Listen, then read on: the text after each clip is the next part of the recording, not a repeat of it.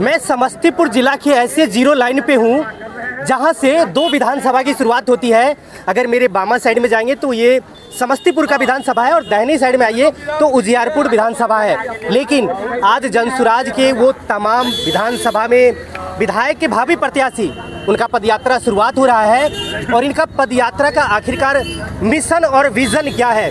बिहार में एक बदलाव है और बदलाव की क्रांति को कैसे लिखा जाएगा, हमारी एक एक कदम इनके कदम को मजबूत बनाएंगे। हमारे साथ उजियारपुर के जनसुराज के भावी विधायक प्रत्याशी भाई राजू सहनी जी है। सर पहले तो बहुत बहुत स्वागत है। जी आपको भी बहुत बहुत धन्यवाद।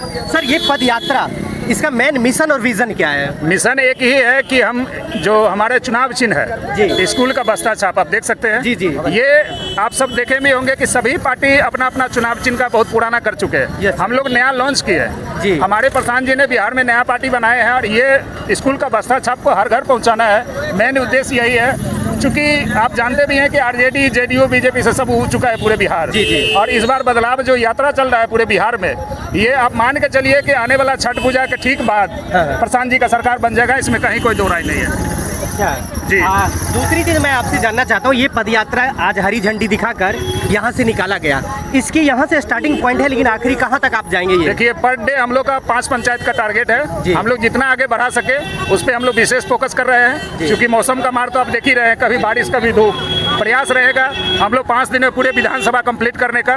और इसी मिशन पे हम सभी प्रत्याशी एक साथ मिल के हम आगे बढ़ने का प्रयास कर रहे हैं। एक समन्वय के तौर पे हम सभी प्रत्याशी आगे जा रहे हैं। चूंकि आप देखे होंगे अन्य पार्टी में आज तक कोई समन्वय के तौर पे आज तक काम नहीं किया है, सब अपने आप को खींचातानी में लगे हुए हैं। लेकिन यही एक पार्टी है, इसको हम लोग गरीबियों का मसीहा कहा जाएगा। अगर ये आने वाला विधानसभा में विशेष टाइम नहीं बचा है, आने वाला छठ पूजा तक हमें लगता है प्रसाद जी का सरकार गठन बिहार में हो जाएगा। सर एक सवाल है, सभी पार्टियों में अगर कोई विधायक प्रत्याशी है तो आपसी मतभेद रहती है। मुझे एक जनसुराज दिख रहा है कि एक साथ सारे भावी प्रत्याशी आखिरकार अपनी कुर्सी के लिए लड़ रहे हैं, लेकिन जो लड़ाई जनसुराज की है, जो जनसुराज की मिशन है, उस मिशन में सब एक साथ रहते हैं। ये समन्वय कैसे बनता है? यही एक भाईचारा का प्रतीक माना जाता है और प्रशांत जी का एक एक जो चीफ पॉइंट होता है वो भाईचारा से रिलेटेड ही होता है और ग्रामीण क्षेत्र में इसीलिए सभी पार्टी को पकड़ है, हमारे जनसुराज को पकड़ है। चूंकि आप अन्य पार्टी में देखे होंगे कि हर एक प्रत्याशी उनको डाउन करना चाहेंगे, लेकिन हमारे यहाँ देखिए 9 का 9 प्रत्याशी एक साथ खड़े हैं और सभी एक साथ एक ही मिशन पे जा रहे हैं। वही तो है, सबका मिशन है कुर्सी लेना, लेकिन एक साथ चलना है। जी। अच्छा एक बात बताइए, जब ये कितने दिन का पदयात्रा है? ये आपको लगभग 6 दिन में हम पूरे विधानसभा कंप्लीट करने का प्रयास करेंगे। अच्छा। जो हमारे ऊपर का आदेश है उसको गाइडलाइन को फॉलो करते हुए कुछ फोकस मेन जगह पे रुकना है या हर लोग जो आएंगे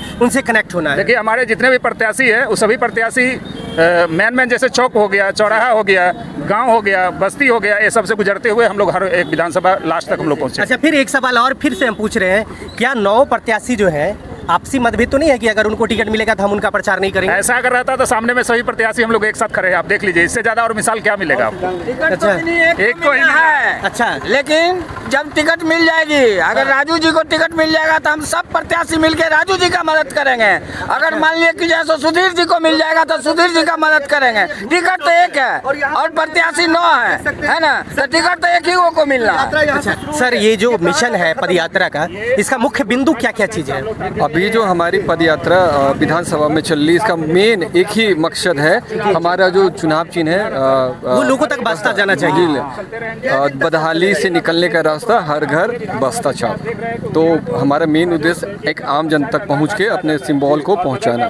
सर एक सवाल के लिए रुकेंगे, जैसे प्रशांत किशोर सर हर बार कहते हैं कि हम मुख्यमंत्री के लिए चुनाव नहीं लड़ रहे हैं, बिहार को बदलाव के लिए लड़ रहे हैं। क्या आपके जितने विधायक हैं वो विधायक के लिए लड़ रहे हैं या फिर समाज सेवा के लिए लड़ रहे हैं? देखिए अभी तो विधायक के लिए नहीं लड़ रहे हैं, मैं आपको क्लियर बता दूं, समाज सेवा के लिए लड़ रहे हैं। यदि आप देख रहे हैं, यदि हम लोग जो जितने भी 9 कैंडिडेट हैं विधानसभा से, सब में भाईचारा का नाता है, सब अपना प्रयास कर रहे हैं। लेकिन मेन उद्देश्य हमारा व्यवस्था परिवर्तन है, ना कि सरकार बनाना। हम आपको एक जानकारी दे दें, प्रशांत किशोर अपने इंटरव्यू में हर एक बार कहते हैं कि हम व्यवस्था परिवर्तन की लड़ाई लड़ रहे हैं। ठीक है, क्या लग रहा है इस बार बिहार में बदलाव की क्या आंधी आएगी? बिल्कुल हम लोग अच्छे सीट पे जीतेंगे और जनता जनार्दन जो फैसला करेगी सर आंखों पे रहेगा हमारे। अच्छा क्या लगता है उजियारपुर में कैसा बदलाव की जरूरत है? बिल्कुल उजियारपुर में बदलाव की जरूरत है। यहाँ यदि आप पिछले 15 साल 20 साल साल का यदि आप ट्रेंड देखेंगे तो आपको लगेगा कि यहाँ जितनी भी जो हमारे एमएलए और माननीय एमएलए और एमपी हैं वो सब दूसरे ज़िला से। जब आप अपने गांव, कस्बे, अपने प्रखंड के या अपने विधानसभा के लोगों को आप जिता के विधानसभा में नहीं भेजेंगे तो आपका प्रॉपर विकास होना ही नहीं है। अच्छा, आपको लगता है कि बिहार में जो हर बार एक इंडिया गठबंधन और एक एनडीए गठबंधन की सरकार उतार चढ़ाव करती थी, लेकिन एक तीसरा विकल्प के रूप में बिहार में जनसुराज को देखा जा रहा है, क्या ये सही है? बिल्कुल बिल्कुल 100% सही है। जैसे आकाश में चांद का होना, सूरज का होना, उसी तरह आज के डेट में बिहार में जनसुराज का तीसरा विकल्प होना ध्रुव सत्य है। अच्छा, बिहार में क्या मेन विकास का जो जरूरी है वो कोई ऐसा चीज़ हमें बताइए जो बिहार में अभी तक संभवतः जनसुराज के अलावा किसी को दिमाग में चला ही नहीं।